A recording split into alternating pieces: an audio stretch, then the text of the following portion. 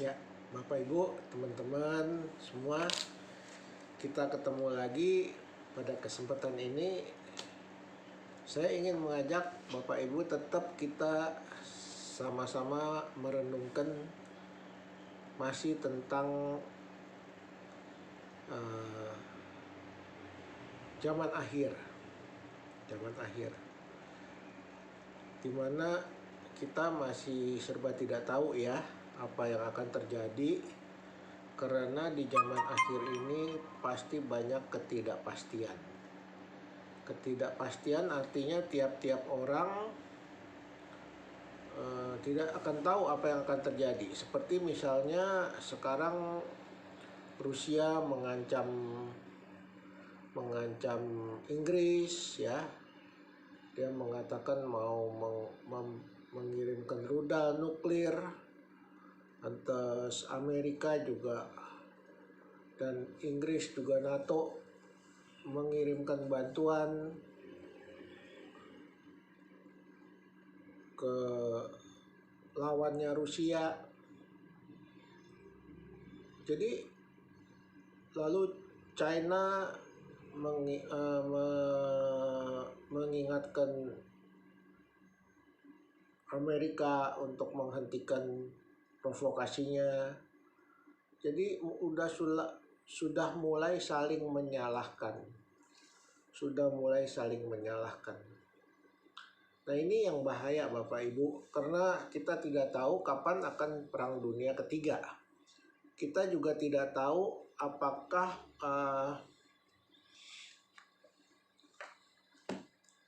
Tuhan datang setelah perang dunia ketiga atau sebelum.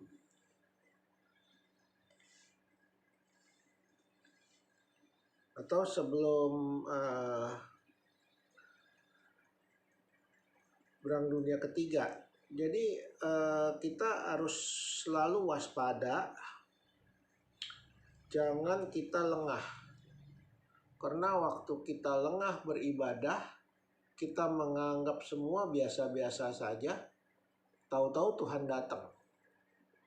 Ini yang saya ingin mengajak Bapak Ibu teman-teman sekalian untuk kita harus hati-hati dalam menjalani hidup di akhir zaman ini. Ya, di zaman akhir. Nah, ini saya akan bacakan dari Wahyu 13 ayat 10 ya. Nanti di akhir zaman itu disebutkan bahwa barang siapa bertelinga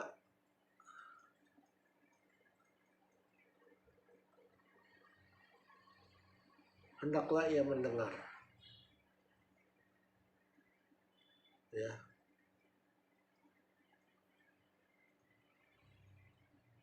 Yaitu barang siapa ditentukan dalam Wahyu 13 ayat 10, barang siapa ditentukan untuk ditawan, ia akan ditawan. Seperti Ahok, dia anak Tuhan, dia ditentukan untuk masuk bui, dia ditawan. Tapi kita lihat Tuhan memakai Ahok dengan hebat ya. Walaupun dia dalam bui, dia menjadi berkat banyak orang, dan musuh-musuhnya bergelimpangan semua.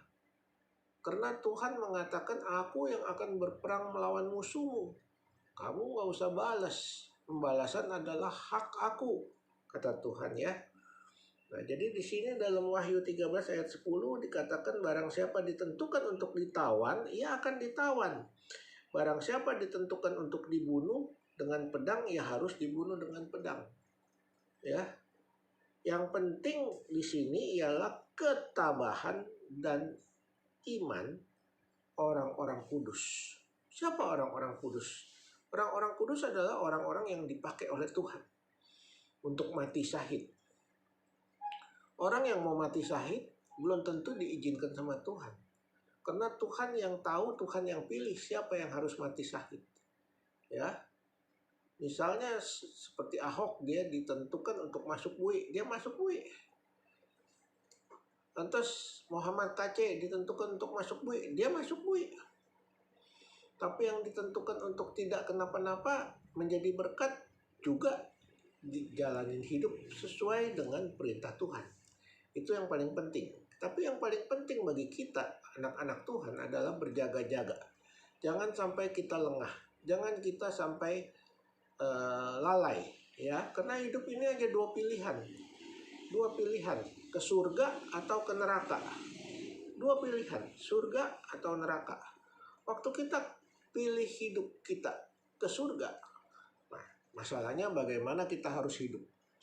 Bagaimana kita harus menjaga kelakuan kita, ya.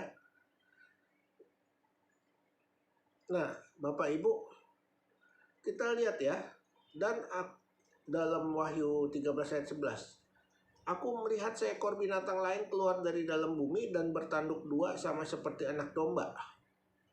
Dan ia berbicara seperti seekor naga. Tanduknya seperti anak domba, tapi bicaranya seperti naga. Nah, itu siapa? Itu pasti setan, ya. Seluruh kuasa binatang yang pertama itu dijalankannya di depan matanya. Seluruh kuasa di depan matanya dijalankan. Ia menyebabkan seluruh bumi dan seluruh penghuni bumi menyembah binatang pertama yang luka parahnya sudah sembuh. Jadi seluruh bumi nanti akan menyembah binatang itu, ya. Dan ia mengadakan tanda-tanda, nih, ayat 13, Wahyu 13 ayat 13. Dan ia mengadakan tanda-tanda yang dahsyat. Bahkan ia menurunkan api dari langit ke bumi di depan mata semua orang. Sekarang tidak heran, dia siapa aja sekarang di China aja dia udah bisa bikin matahari buatan. Dia bisa bikin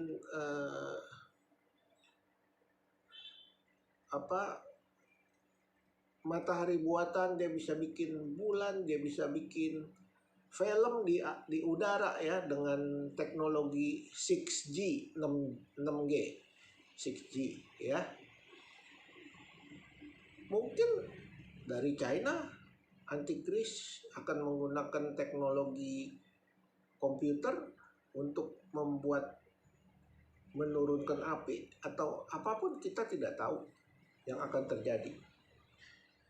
Ayat 14, ia menyesatkan mereka yang diam di bumi. Jadi orang-orang yang di bumi akan disesatkan oleh ajarannya, ya, dengan tanda-tanda yang telah diberikan kepadanya untuk dilakukannya di depan mata binatang itu. Dan ia menyuruh mereka yang diam di bumi supaya mereka mendirikan patung untuk menghormati binatang yang luka itu, yang luka oleh pedang, namun tetap hidup. Nah, ini ya, mendirikan patung lagi. Seperti zaman Daniel. Waktu itu juga raja mendirikan patung, Daniel harus menyembah. Ini juga nanti ada patung, siapa kita nggak tahu yang akan dibikinin patung antikris. Semua seluruh dunia harus menyembah dia. Dan kepada patung itu diberi kuasa untuk memberikan nyawa kepada patung binatang itu, sehingga patung binatang itu berbicara juga dan bertindak begitu rupa sehingga semua orang yang tidak menyembah patung itu akan dibunuh. Bayangkan Bapak Ibu, semua yang tidak menyembah patung itu akan dibunuh. Nah, sekarang saya tanya, posisi kita akan menyembah patung supaya nggak dibunuh, atau menyembah Tuhan dibunuh tapi masuk surga? Menyembah patung supaya tidak dibunuh tapi masuk neraka? Mana yang kita pilih? Ini adalah pilihan yang berat Bapak Ibu. Hanya dengan iman kita bisa bertahan. Tanpa iman kita tidak kuat untuk menahan ini. Jadi Bapak Ibu, ya, hati-hati. Kalau kita hidup sembarangan, kita anggap banyak orang waktu diinjili, saya belum tertarik, saya belum belum berminat untuk jadi anak Tuhan. Salah tuh. Yang perlu Tuhan adalah kita manusia, bukan Tuhan perlu kita. Nah, kalau ada dihadapkan pada dua pilihan, masuk surga atau masuk neraka, mana yang kita pilih? Apakah kita mau masuk neraka? Atau kita berani diam di neraka yang panas dan tidak stop-stop kita dibakar tapi tidak bisa mati? Atau kita mau pilih surga yang tentram, damai, sejahtera? Ini pilihan hidup. Karena itu Bapak Ibu, mari tentukan pilihanmu. Mari berjaga-jaga, waspada. Jangan sembarangan bicara, jangan sembarangan menyembah Tuhan. Lakukan pilihan mau masuk surga atau neraka. Sampai di sini dulu Bapak Ibu. Nanti kita sambung pada renungan berikutnya. Jangan lupa pencet tombolnya, klik subscribe, share, supaya makin hari orang makin mengerti. Berjaga-jaga, jangan sampai masuk neraka. Sampai ketemu lagi Bapak Ibu.